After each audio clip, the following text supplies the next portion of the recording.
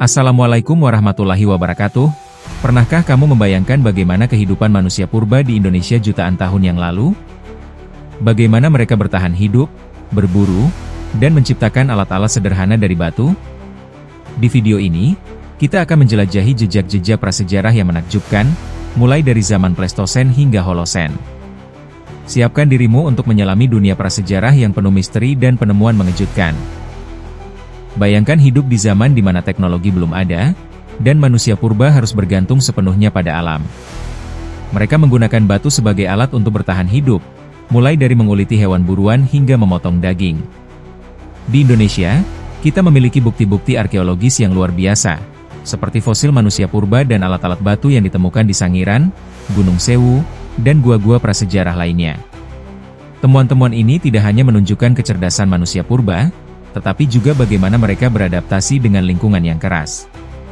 Mari kita telusuri lebih dalam bagaimana kehidupan sosial manusia purba berkembang, dari kelompok-kelompok kecil yang hidup secara nomaden hingga munculnya budaya spiritual dan seni lukis di dinding gua. Setiap penemuan arkeologis membuka jendela baru untuk memahami asal-usul kita sebagai manusia. Zaman Pleistosen adalah periode dalam skala waktu geologi yang berlangsung sekitar 2,58 juta hingga 11.700 tahun yang lalu. Zaman ini dikenal sebagai zaman es karena terjadi beberapa kali glasiasi besar, di mana lapisan es menutupi sebagian besar belahan bumi utara. Pada masa ini, spesies manusia purba seperti Homo erectus dan Homo sapiens awal mulai berkembang. Selain itu, banyak hewan besar seperti mamut dan harimau bertaring tajam hidup pada era ini, meskipun sebagian besar kemudian punah. Zaman Pleistosen berakhir dengan mencairnya es dan awal dari Holosen, yang merupakan zaman sekarang. Kehidupan sosial pada kala Pleistosen. Jenis-jenis manusia purba yang hidup di Indonesia telah meninggalkan jejak mereka pada Pleistosen awal yang umur untuk tingkat atasnya telah ditentukan di Indonesia 1,9 juta tahun. Pada masa ini hiduplah Pithecanthropus mojokertensis. Di samping itu hidup pula Meganthropus palaojavanicus yang belum diketahui hubungan sesungguhnya dengan Pithecanthropus. Akan tetapi, tidaklah mustahil bahwa makhluk ini merupakan bentuk Pithecanthropus yang lebih primitif. Dari jenis-jenis manusia purba tadi hanya ditemukan bagian-bagian tengkoraknya di dalam endapan-endapan gunung api tanpa ada tanda-tanda lain yang merupakan suatu hasil budaya ditemukan bersama-sama. Akan tetapi di Afrika, kira-kira pada tingkat masa yang sama, ditemukan Australopithecus, Homo habilis bersama-sama alat-alat batu berbentuk sederhana seperti kapak penetak dan alat-alat serpih. Hominid serta alat-alat batu itu dijumpai dalam lapisan Olduvai I pada tingkat 1,85 juta tahun yang lalu. Dalam lapisan ini ditemukan pula beberapa fragmen tulang yang memperlihatkan bekas-bekas penggunaan menggosok kulit binatang atau mencukil tanah. Dapatlah disimpulkan bahwa manusia pada masa itu hidup dalam kelompok-kelompok kecil dan secara sederhana melakukan perburuan dan pengumpulan bahan-bahan makanan sebagai mata pencaharian utama. Di masa-masa berikutnya, hiduplah di Indonesia manusia yang berbentuk lebih maju, yakni Pithecanthropus erectus dan Pithecanthropus soloensis pada Pleistosen tengah. Pithecanthropus soloensis ini masih hidup lanjut pada Pleistosen akhir beserta Homo sapiens dari Wajak. Berburu dan mengumpul makanan merupakan corak penghidupan yang menjadi pokok dari tingkat perkembangan budaya pertama pada kala Pleistosen itu. Bukti-bukti hasil budaya pertama yang ditemukan di Indonesia berupa alat-alat batu jenis serpih bilah dan kapak-kapak primbas serta beberapa alat dari tulang dan tanduk. Alat-alat semacam itu menjadi petunjuk dasar bagi suatu corak budaya pertama yang berkembang dalam konteks universal. Batu adalah bahan alam yang mudah diperoleh manusia dan paling besar daya tahannya dalam lingkungan hidup yang masih liar untuk pelaksanaan pekerjaan kasar. Tempat-tempat pencarian batu adalah sungai-sungai sekelilingnya dan pegunungan. Yang dicari ialah jenis-jenis batuan vulkanik dan gamping kersikan yang sifatnya keras, tetapi tidak sukar dibentuk melalui pemangkasan. Batuan yang dipilih ialah yang umumnya memiliki kadar kekerasan 7, sesuai dengan skala kekerasan Mohs, misalnya kalsedon, rijang, kuarsa, dan jaspis. Gumpal-gumpal batu, kerakal atau serpi besar, dilandasi paron atau digenggam, kemudian dipangkas-pangkas dengan martil batu pada satu atau dua permukaan mengarah ke bentuk-bentuk alat yang diinginkan. Pemangkasan dapat dilakukan dengan sepotong kayu, tulang atau tanduk yang sifatnya lebih lunak untuk mendapatkan bentuk alat yang lebih sempurna. Bentuk alat-alat ditujukan kepada daya penggunaan tajaman, untuk mengiris, menyerut, dan sebagainya, dan kepada kemudahan pemegangan di tangan di antara jari-jari. Pemangkasan yang dilakukan seperlunya sekitar pinggiran batu pada satu sisi, monofasial, atau secara selang-seling pada kedua sisinya, bifasial, untuk menimbulkan tajaman, menghasilkan bentuk kapak yang paling sederhana, kapak perimbas monofasial dan kapak penetak bifasial. Dan dengan pemangkasan pemangkan yang lebih intensif pada seluruh permukaan batu diperoleh bentuk-bentuk kapak yang lebih sempurna, kapak genggam bifasial tipe Eropa. Menilik bentuknya, alat batu terutama bertujuan untuk mempersiapkan makanan dari hewan hasil buruan, menguliti, memotong daging, dan membelah tulang, dan alat-alat yang berukuran lebih kecil berguna untuk pekerjaan-pekerjaan lain yang ringan. Di samping alat-alat batu yang dibuat dari gumpal batu atau krakalia itu yang digolongkan sebagai alat batu inti, core tools, dibuat pula alat serpih yang berbentuk kecil. Alat-alat serpih dilepaskan dari gumpal batu melalui pemangkasan khusus, secara langsung dengan batu martil atau secara tidak langsung dengan menggunakan pahat tulang yang dipukulkan pada gumpal batu dengan martil. Ciri-ciri tertentu dari serpih batu sebagai perkakas manusia memperlihatkan dengan jelas dataran pukul, striking platform, kerucut pukul, bulbus, dan cacat penyerpihan, flake scar. Sebelah serpih yang pernah digunakan untuk suatu kegiatan menunjukkan perimping-perimping atau gumpil-gumpil, retouches, pada pinggiran alatnya. Serpih-serpih yang berbentuk memanjang dengan sisi-sisi samping kurang lebih sejajar disebut bilah. Sesuai dengan bentuk-bentuk yang dipersiapkan, alat-alat serpih bilah, blade, berguna sebagai pisau, serut, gurdi, penusuk, dan sebagainya. Kegunaan lain dari alat-alat batu ialah untuk mempersiapkan alat-alat lain yang dibuat dari kayu. Di kala Pleistosen yang keseluruhannya berlangsung lebih dari 3 juta tahun, manusia mengalami perkembangan jasmaniah maupun rohaniah yang sangat lamban. Selama beberapa juta tahun ini cara hidup berburu dan mengumpul makanan diikuti oleh manusia tanpa banyak mengalami perubahan dan dengan alat-alat sederhana mereka melangsungkan dan mempertahankan kehidupannya. Kegiatan ekonomis yang sangat bergantung kepada alam lingkungan hidup merupakan pusat kegiatan, tetapi pada akhir Pleistosen, tampaklah adanya kegiatan spiritual yang makin meningkat. Terutama di benua Eropa berkembanglah kepercayaan pada kekuatan-kekuatan alam dan arwah orang yang meninggal, dibarengi dengan tumbuhnya seni lukis yang berlatar belakang magis, khususnya diterapkan di dinding-dinding gua. Teknik pembuatan alat-alat batu dan tulang pun memperlihatkan kemajuan dengan dihasilkannya alat-alat dalam berbagai bentuk yang rumit-rumit. Alat-alat bilah dan lancipan tulang termasuk peralatan yang banyak digunakan. Kegiatan-kegiatan spiritual manusia Pleistosen di Indonesia belum dapat dibuktikan melalui temuan-temuan yang hingga sampai di tangan kita. Di sini pada Pleistosen akhir hanya kita jumpai hasil-hasil tradisi pembuatan alat-alat batu dan tulang dengan teknik pengerjaan yang sederhana tanpa menunjukkan banyak kemajuan dibandingkan dengan keadaan pada tingkat sebelum ini. Kehidupan sosial pada pasca Pleistosen. Corak penghidupan yang menggantungkan diri kepada alam masih lanjut pada masa pasca Pleistosen atau permulaan Holosen. Corak penghidupan yang mementingkan perburuan dan pengumpulan bahan makanan, umbi-umbian, kerang, dan lain-lain, diteruskan. Terbukti dari bentuk-bentuk alat yang tidak jauh berbeda dari bentuk-bentuk sebelum ini. Alat-alat batu inti yang ditemukan di beberapa tempat mempunyai bentuk yang rata-rata hampir serupa, yaitu berupa kapak genggam Sumatera, Sumatralit, yang monofasial. Alat serpih bilah disiapkan lebih teliti dan bentuk-bentuk alat yang rumit seperti mikrolit dan mata panah bergerigi mulai dihasilkan. Beberapa tempat menghasilkan banyak sudip dan lancipan tulang. Di Indonesia kehidupan di gua-gua menonjol sekali pada tingkat perkembangan ini, penguburan dan lukisan-lukisan, gambar tangan, binatang, lambang-lambang, yang ditemukan di gua-gua adalah bukti tentang berkembangnya corak-corak kepercayaan di kalangan masyarakat perburuan. Penulisan tentang masa prasejarah di Indonesia ini banyak didukung oleh hasil penelitian Pusat Penelitian Arkeologi Nasional yang telah diterbitkan dalam buku Gunung Sewu in Prehistoric Times tahun 2007, oleh tim pelaksanaan penelitian yang dipimpin oleh Truman Simanjuntak. Data yang terkumpul dalam penyusunan buku ini merefleksikan situasi prasejarah yang berlangsung di suatu daerah khusus di Indonesia dan secara umum dapat dinyatakan berlaku di seluruh wilayah Indonesia. Daerah Gunung Sewu yang khusus ini terletak di sebagian pegunungan kapur yang memanjang kurang lebih 90 km di daerah Gunung Sewu, sepanjang kira-kira 20 hingga 25 km dari pantai menyerong ke daerah pedalaman, dan meliputi sebanyak 135 buah situs prasejarah.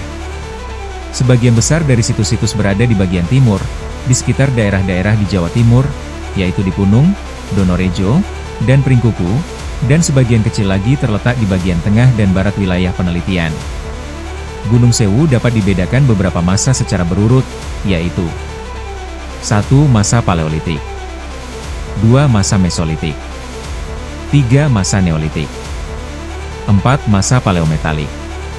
Tiap-tiap masa atau periode ini dinamai sesuai dengan pusat daerah perkembangannya yang telah diberi pertanggalannya. Dating pula untuk tiap tingkat perkembangan di daerah Gunung Sewu ini sehingga tersusun suatu konsep kronologi prasejarah Indonesia. Pola perkembangannya adalah sebagai berikut. Masa 1, ini perkembangan sampai kurang lebih 180.000 BP yaitu before present atau dalam bahasa Indonesianya disebut sebelum masa kini. Masa 2, kurang lebih 180.000 BP hingga 60.000 BP sebelum masa kini. Masa 3, kurang lebih 60.000 BP sampai 12.000 BP. Masa 4, kurang lebih 12.000 BP sampai 4.000 BP sebelum masa kini. Masa 5, 4.000 BP sampai 2.000 BP sebelum masa kini. Masa 6, 600 BP sampai masa sejarah. Masa 1 dinyatakan sebagai periode Baksopo. Masa 2 sebagai periode Gua Terns. Masa 3 sebagai periode Gua Tabuhan. Masa 4 sebagai periode Gua Keplek. Masa 5 sebagai periode Gua Gupu. Dan masa 6 sebagai periode Kelepu. Nama tiap-tiap periode disesuaikan dengan nama situs-situs yang merupakan pusat pengembangan hal-hal tertentu dengan teknologis, faunal, sosial, religius, dan sebagainya.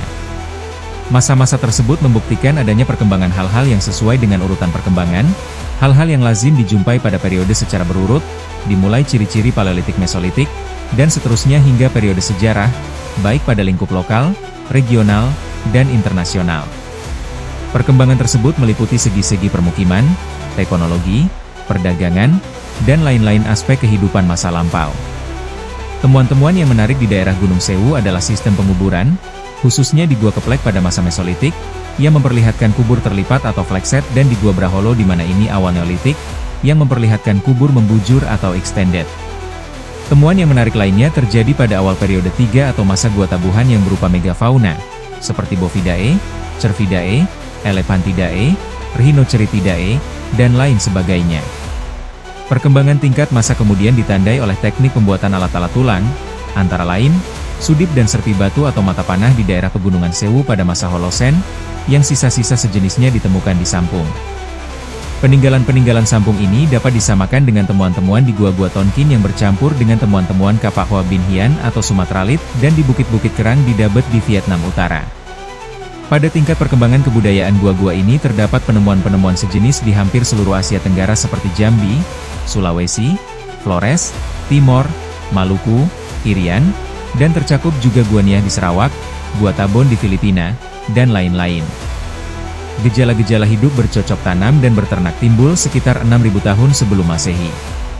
Pembuatan gerabah sebagai barang yang sangat besar artinya dalam penghidupan manusia mulai berkembang.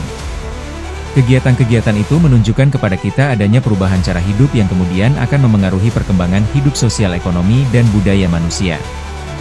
Kegiatan lain dalam corak penghidupan yang makin meningkat dengan pesat ini ialah penyempurnaan teknik pembuatan alat-alat batu yang mulai diupam dengan halus melalui proses yang lebih maju. Dengan cara hidup menetap, manusia membentuk masyarakat yang teratur, seluruh kegiatan dapat ditingkatkan dan manusia menemukan hal-hal baru yang bermanfaat bagi kelangsungan hidupnya.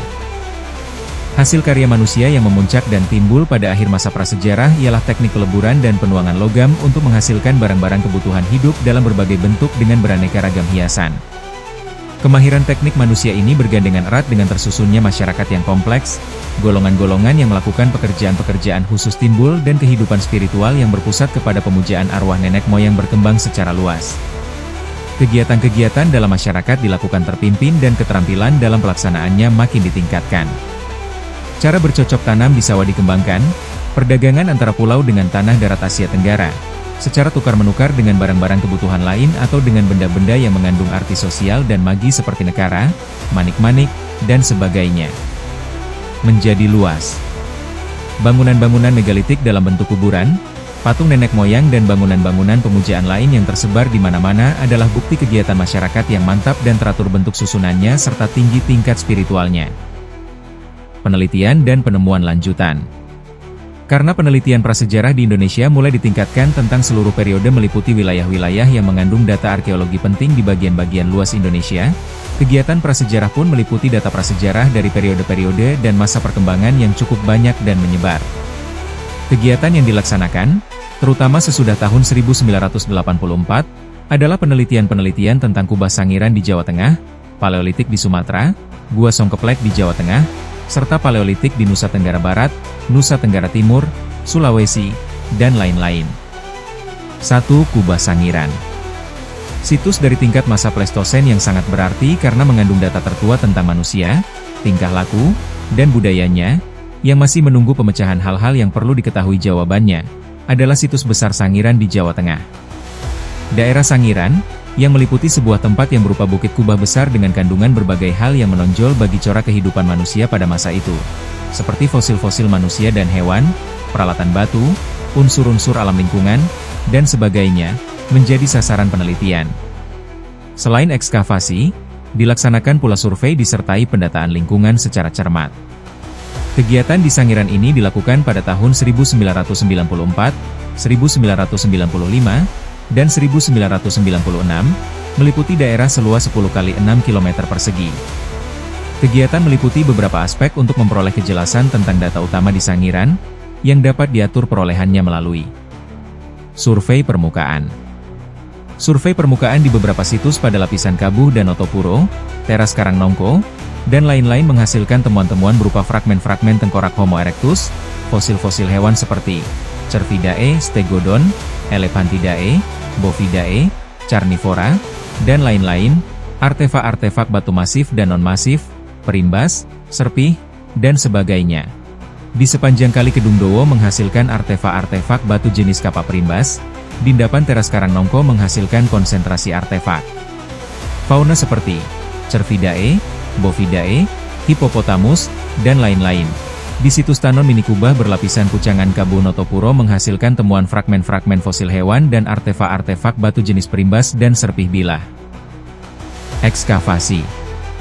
Sebagai implementasi dan rekomendasi dari penelitian survei sebelumnya, ekskavasi dilaksanakan di beberapa teras endapan yang terletak tersebar di daerah Kubah Sangiran, yaitu di teras seri Kabuh di Brangkal, bagian selatan Kubah, di teras seri Notopuro di Karangnongko, bagian tengah Kubah, dan endapan teras seri Kabuh di Dayu. Ekskavasi yang terpenting diantaranya adalah ekskavasi yang dilakukan di teras Dayu yang telah menyentuh Grensban, yaitu lapisan perantara yang terletak di atas lempung hitam seri Pucangan. Grensban diakhiri dengan lapisan seri Kabuh setebal lebih dari 10 meter. Grensban di daerah Dayu ini mengandung temuan alat-alat batu jenis serpih yang telah digolongkan sebagai suatu hasil buatan khusus dengan sebutan Sangiran Flake Industry atau alat buatan khusus Sangiran.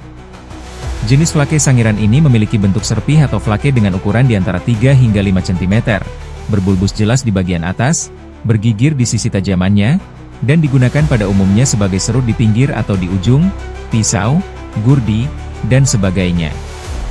Salah satu lubang ekskavasi memperlihatkan lapisan ketiga setebal 85 cm yang merupakan lapukan konkresi konglomerat batu gamping hitam kecoklatan.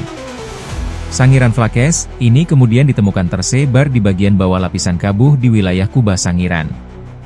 Di lubang-lubang ekskavasi nomor 3 dan nomor 4 di Dayu ini selain alat-alat tipe industri Sangiran, ditemukan pula fragmen-fragmen hewan dari jenis Suidae, Cervidae, Elephantidae, Bovidae, Felis tigris, Chelonidae, Cervusi pelapus, dan Axis leekeri. Penelitian geologi stratigrafis. Penelitian khusus ini dilakukan dalam kegiatan penelitian arkeologi untuk membantu memecahkan berbagai masalah ke arah interpretasi arkeologi yang dibutuhkan, antara lain, hubungan antara akumulasi artefak dan posisi elevasi endapan teras, hubungan antara posisi stratigrafi dan satuan batuan, proses geomorfik dan akumulasi temuan artefak di bagian utara, tengah, dan selatan di Sangiran, pembuatan stratigrafi terukur di lubang-lubang ekskavasi, pengamatan geologis lainnya misalnya temuan permukaan yang bersifat arkeologis atau paleontologis dan lain-lain. Analisis hasil-hasil penelitiannya terbagi atas, analisis paleontologis, meliputi fosil binatang yaitu mamalia, reptilia, dan Pisces. Jenis baru yang ditemukan adalah jenis karnivora, analisis artefaktual, yang meliputi jenis masif dan non-masif atau serpih bilah, analisis paleoantropologis, meliputi fragmen tengkorak Homo erectus kekar yang berasal dari Grensban atau lempung hitam seri Pucangan. Analisis geologi stratigrafis meliputi ciri fisik litologi penyusun seri batuan dan sedimentasi atau seri Pucangan, Kabuh, dan Notopuro, endapan teras dan lubang-lubang ekskavasi. Adanya Calcrete dan Caliche menunjukkan adanya perubahan iklim purba dari humid ke arid. Sebagai kesimpulan dinyatakan masih perlu mempertajam, memperluas, dan membahas bersama atau menyeminarkan hasil-hasil penelitian kubah Sangiran ini menuju keperolehan pengertian lebih luas dan dalam tentang eksistensi dan pengaruh perkembangan situs ini dalam sejarah serta lingkungan adaptasinya di tanah air. Kubah Sangiran ini memang sangat penting bagi Indonesia dalam sejarah bangsanya karena mengandung banyak data tentang manusia, hewan, artefak, lingkungan hidup, iklim, dan sebagainya. Di samping penghuniannya oleh penduduk pada masa kini. Oleh karena itu, selain merupakan wilayah yang penuh dengan data ilmiah tentang masa awal kehidupan manusia purba, daerah ini diduduki manusia masa kini yang ternyata memanfaatkan data ilmiah dari wilayah ini untuk diperjualbelikan kepada orang-orang yang berminat dari dalam dan luar negeri.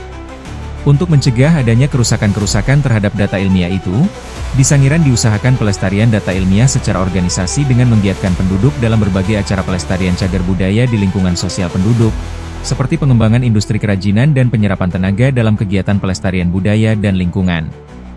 Di daerah Sangiran telah dilakukan pula penelitian, mencari sisa kehidupan manusia purba dari kala Pleistosen bawah oleh tim kecil di bawah pimpinan Heri Widianto. Penelitian yang mula-mula dipusatkan di Dayu pada tahun 2004, menghasilkan temuan serpih bilah Sangiran sebanyak 181 buah artefak pada kedalaman 3,5 meter di bawah Grensban dan Lempeng Pucangan. Ini membuktikan bahwa artefak-artefak ini adalah budaya Homo erectus arkaik yang hidup di Sangiran pada kala Pleistosen bawah kurang lebih 1-1,5 juta tahun yang lalu. Ekskavasi dilakukan lebih jauh di beberapa lubang dengan kedalaman kurang lebih sama. Di Jawa Timur telah dilakukan pula ekskavasi oleh Tim Pusat Penelitian Arkeologi Nasional dan Institut de Recherche pour le Développement atau IRD di Gunung Sewu, yakni di Songkeplek, dalam rangkaian studi tentang alat-alat batu dari masa Pleistosen dan awal Holosen di daratan Asia Tenggara dan Kepulauan Asia Tenggara, yang akhirnya menghususkan penelitian tentang alat batu di Songkeplek yang terletak di Gunung Sewu. Observasi dikhususkan pada industri-industri Paleolitik di Myanmar, Thailand, dan Vietnam, sedangkan pada industri masa Mesolitik dipusatkan pada Seluk-Beluk kebudayaan Hoa Binh Hian dari Vietnam. Selanjutnya diadakan pembahasan tentang industri alat batu Paleolitik dan akhir Mesolitik 40.000 hingga 10.000 tahun yang lalu di Kepulauan Asia Tenggara, yaitu tentang industri alat batu di Jawa dan sekitarnya, Filipina, Sarawak, Sabah, Kalimantan, Sulawesi, Flores, dan Timor. Akhirnya dibahas pula Preneolitik antara 10.000 hingga 5.000 tahun yang lalu yang meliputi kebudayaan Toala, Sampung, pulau-pulau lain di Nusantara, dan Filipina. Ekskavasi di Songkeplek, yang terletak 5 km barat laut Desa Punung, mula-mula dilakukan pada tahun 1992 dan diteruskan pada tahun 1995 serta menghasilkan penemuan sisa-sisa manusia Homo sapiens, fauna atau hewan dari tipe fauna wajak, artefak litik, dan artefak tulang. Sisa-sisa manusia yang berciri manusia mongoloid, meliputi fragmen-fragmen tengkorak. Sisa-sisa hewan yang terdiri atas Bovidae, Suidae, Elephantidae, Chelonidae atau kura-kura laut, Testudinidae atau kura-kura darat, dan Pelidae atau gastropoda air tawar. Artefak litik terdiri atas artefak batu dan tulang. Artefak litik yang diperoleh dan dianalisis dari tahun 1992 hingga 1995 berjumlah 14.539 buah dan bahannya terdiri antara lain atas rijang, yang dapat dirinci tipe-tipenya sebagai batu inti dan serpih yang masing-masing meliputi jenis-jenis fungsinya. Penelitian artefak Paleolitik di wilayah lain. Selain dilaksanakan di daerah-daerah Jawa dan Sumatera, penelitian Paleolitik diperluas di wilayah bagian timur Indonesia, termasuk pulau-pulau Bali, Nusa Penida, Lombok, Sumbawa, Sumba, Flores, Sabu, dan Timor. Situs-situs di wilayah tersebut pada umumnya memperlihatkan perkembangan artefak tipe Pacitan, baik yang masif maupun serpihan. Secara ringkas, hasil-hasil yang diperoleh di tiap-tiap daerah dapat dijelaskan sebagai berikut ini. 1. Nusa Penida. Di Bali, selain di daerah Sembiran, Trunyan, dan Kintamani, telah ditemukan pula artefak-artefak Paleolitik di beberapa tempat di Pulau Nusa Penida. Pada tahun 2001 oleh swastika dari Balai Arkeologi Denpasar dilakukan penelitian ekskavasi pendahuluan di beberapa gua Celeng, Song Gede, Giri Putri, yang menghasilkan penemuan artefak batu seperti kapak perimbas, serpih bilah, dan sebagainya. Penelitian dilanjutkan pada tahun 2003 dan 2004 yang antara lain menghasilkan pertanggalan atau dating sama dengan 3.805 lebih kurang 25 BP atau masa kini. Artefak yang diperoleh dari ekskavasi dari Songgede dibuat dari batu gamping kersikan atau silicifiat limestone dan dapat dibedakan dalam beberapa kategori, yaitu alat-alat dengan ciri-ciri paleolitik seperti alat masif, kapak perimbas, chopper, kapak penetak, chopping took, kapak genggam, handase, pahat genggam, hand adze, dengan kekhususan kapak tipe setrika, iron hand chopper, dan tipe kura-kura, tortoise chopper, alat-alat serpih bilah, tatal, chip, sebagai alat, kemudian terdapat benda-benda berciri neolitik seperti beliung persegi dan fragmen periuk. Serpih bilah, flake dan blade, pada umumnya menunjukkan bekas pemakaian seperti pada alat dari tatal. 2. Lombok. Penelitian dilakukan oleh tim Puslit Arkenas dan Balai Denpasar di wilayah tengah Pulau Lombok, khususnya di situs-situs yang mengandung alat-alat paleolitik, yaitu pelambik dan butik atau batu kliang serta batu yang mengkilat atau berkilau. Di pelambik ditemukan alat-alat paleolitik yang sudah aus, sedangkan di butik dijumpai alat-alat paleolitik dari batuan kapur yang tampak melasih utuh dan segar tanpa tanda-tanda terpakai. Alat-alat batu yang ditemukan di tempat-tempat tersebut terdiri atas jenis-jenis yang biasanya merupakan alat-alat paleolitik di Indonesia, yang terdiri atas kapak perimbas dan penetak bersama jenis-jenis lainnya dari kategori alat masif, dan jenis serpih bilah. Ciri alat-alat di batu kliang yang tampak masih belum terpakai menunjukkan bahwa alat-alat ini masih dibuat pada masa-masa kemudian. Situs batu kliang ini pun dapat dipandang sebagai semacam tempat persiapan alat-alat paleolitik di daerah sekitarnya. 3. Sumbawa. Penelitian artefak paleolitik digiatkan di Pulau Sumbawa sejak tahun 1979 oleh Pusat Penelitian Arkeologi Nasional di daerah Kepulauan Nusa Tenggara Barat.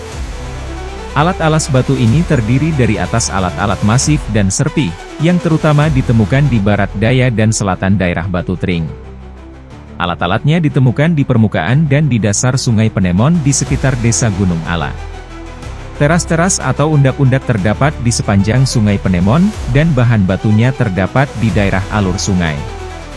Penemuan meliputi jumlah yang masih terbatas dan meliputi jenis-jenis kapak perimbas, batu inti, batu pembelah, dan alat serpih.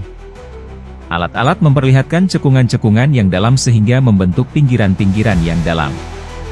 Bahan batunya berciri rapuh dan membentuk pinggiran yang tajam, umumnya secara selang-seling. Jenis kapak perimbas terdiri atas bentuk-bentuk, antara lain bentuk pembelah trapezoid atau trapesium. Alat-alat serpih berukuran antara 4 cm dan 7,5 cm, dibuat dengan memperlihatkan tombol bulb atau tanpa tombol, dan digunakan umumnya sebagai penyerut. 4. Ruteng. Sebagai salah satu tempat yang berada di Pulau Flores bagian barat, di Kabupaten Manggarai, dan terletak berdekatan dengan Liang Gua, sebuah gua yang mengandung peninggalan-peninggalan prasejarah yang padat, Ruteng merupakan daerah penelitian arkeologi yang sangat penting. Th. Verhoeven pada tahun 1965 mulai mengadakan penelitian dan melakukan ekskavasi di Liang Gua. Ia menemukan sejumlah 7 buah kubur manusia yang ditariam secara membujur extended burials dengan disertai berbagai jenis bekal kubur. Pusat Penelitian Arkeologi Nasional menyelenggarakan ekskavasi yang dimulai pada tahun 1979 hingga tahun 1989 dengan tenaga dari balai-balai arkeologi dan beberapa universitas, dan berhasil menemukan 8 buah rangka manusia yang dikubur bersama bekal-bekal kubur berupa periuk-periuk dengan fragmen-fragmennya, alat-alat batu berupa alat-alat masif dan ratusan serpih bilah, fragmen-fragmen benda logam perunggu dan besi, serta ratusan tulang berbagai jenis hewan, cangkang moluska, serbuk sari, tanaman, polen, dan arang. Dalam keseluruhannya ekskavasi telah membuka 10 buah lubang ekskavasi dengan batas kedalaman 4-5,5 meter yang tersebar dalam keempat penjuru gua, dan memperoleh hasil-hasil penghidupan manusia gua dari masa-masa Paleolitik, Mesolitik, Neolitik, dan Paleometalik. Suatu hasil ekskavasi yang akhir-akhir ini dilakukan oleh Pusat Penelitian Arkeologi Nasional bersama sebuah universitas Australia menghasilkan suatu bentuk manusia kerdil dari kedalaman kurang lebih 9 meter di bawah permukaan tanah gua, yang identitas jenis manusianya belum terpecahkan. Selain liang gua, sasaran penelitian juga ditujukan di 4 tempat yang berada di luar gua. Di luar gua ini berhasil ditemukan alat-alat masif setaraf dengan tipe alat-alat pacitan, seperti kapak jenis kapak perimbas atau chopper, kapak penetak atau chopping tool, kapak genggam, dan batu inti. Alat-alat tersebut menampakkan tipologis dan teknik pembuatan yang mirip dengan ciri-ciri alat batu dari pacitan dengan sedikit perbedaan dalam penampilan. Daerah liang gua yang mengandung sebaran alat-alat batu ini termasuk jaringan sungai-sungai yang mengalir di lembah Wairacang tempat liang gua berada. Alat-alat serpih di daerah ini memiliki dataran pukul, bulk, tetapi tidak menampakkan bekas-bekas pemakaian. Sebuah kapak perimbas di Satar Tacik, daerah Bandar Udara Ruteng, memperlihatkan pemangkasan kedua karena alat dibuat dari serpih besar dan masih tampak bekas-bekas pemangkasan yang kedua kalinya. 5. Noel Baki. Tempat ini berada 10 km timur Laut Kupang di Pulau Timor, Provinsi Nusa Tenggara Timur. Sungai yang mengalir di wilayah Noel Baki ini mengandung artefak-artefak batu di dasar sungai. Artefak-artefaknya terdiri atas tipe-tipe yang biasa dari bentuk-bentuk artefak pacitan dengan memiliki beberapa ciri-ciri lokal dalam bentuk dan cara pembuatannya. Bahan batuannya agaknya berasal dari suatu tempat di dekatnya, yaitu dari irisan lapisan pinggir sungai tidak jauh dari tempat di daerah hulu sungai atau dari suatu tempat di dekatnya, yaitu dari irisan lapisan pinggir sungai tidak jauh dari tempat temuan alat-alatnya. Tipe-tipe alatnya adalah kapak perimbas, kapak penetak, dan alat-alat serpih bilah. Beberapa bentuk artefak dibuat dengan cara sederhana, yaitu dengan memangkas batu kerakal pebles, sungai menjadi alat-alat penetak chopping tools atau proto kapak genggam yang khusus dibuat dari batu-batu kerakal tipis dengan pemangkasan memanjang. Kapak genggam besar dan kecil juga menjadi hasil buatan budaya Paleolitik di wilayah Noel Baki. 6. Sabu. Pulau Sabu adalah bagian selatan dari Kepulauan Sumba Kecil, yang terbagi atas Sabu bagian timur dan bagian barat. Adanya proses-proses pengangkatan pulau ini menyebabkan terbentuknya undak-undak teraces di daerah aliran sungai dan di pantai. Di undak-undak pantai, di sekitar kampung Rayeweta di Sabu Utara, ditemukan sejumlah alat Paleolitik di endapan-endapan batu kapur limestone, hatu pasir sandstone, dan kayu fosil. Di daerah pantai di Rayeweta terdapat sedikit-dikitnya 5 undak, masing-masing dengan ketinggian 2, 7, 10, 12, dan 15 meter. Kebanyakan artefak ditemukan di permukaan undak. Alat-alatnya terdiri atas kapak perimbas dan kapak penetak, gigantolit, kapak genggam, pahat genggam, batu inti, serpih dan bilah, dan seterusnya. Alat-alat ini ditemukan di undak-undak yang banyak mengandung kerakal batu-batuan. Artefak-artefak yang ditemukan di Pulau Sabu juga memperlihatkan tradisi pembuatan alat-alat perimbas chopper pacitan. Selain itu, tradisi alat sabu ini memperlihatkan ciri-ciri tradisi pembuatan artefak dari bagian timur Indonesia, antara lain, kapak-kapak perimbas dan penetak yang kasar, serut berpunggung tinggi high-back scraper, dan serpih bilah flake blade berukuran besar dengan bulbus bulb atau dataran pukul yang terletak di sisi kiri atau kanan sudut bidang atas serpih bilah dan serut berpunggung tinggi. Berdasarkan temuan artefak-artefak Paleolitik seluruhnya, koleksi artefak Paleolitik dari Sabu termasuk suatu koleksi tambahan dari koleksi Paleolitik di Indonesia yang berharga, yang berasal dari masa Pleistosen akhir atau awal Holosen. 7. Sumba. Pada tahun 1998 dan 2000 oleh Tim Pusat Penelitian Arkeologi Nasional telah diadakan penelitian arkeologi di Pulau Sumba, Nusa Tenggara Timur, yaitu di Sumba Timur pada tahun 1998 dan di Sumba Barat pada tahun 2000. Penelitian-penelitian dilaksanakan dengan tujuan utama melacak perkembangan budaya Paleolitik di beberapa tempat di Pulau Sumba yang merupakan tempat persebaran alat-alat Paleolitik, di samping adanya perkembangan unsur-unsur arkeologis lainnya seperti tempayan kubur di Lambanapu dan Melolo, situs temuan Stegodon di Watumbaka, dan Gua Payung di Praengkareta. Dilanjutkan dengan penelitian di dasar-dasar sungai riverbeds yang kering yang diduga mengandung banyak peninggalan artefak Paleolitik. Secara ringkas dapat dinyatakan bahwa penemuan artefak Paleolitik di wilayah arkeologis masih terbatas.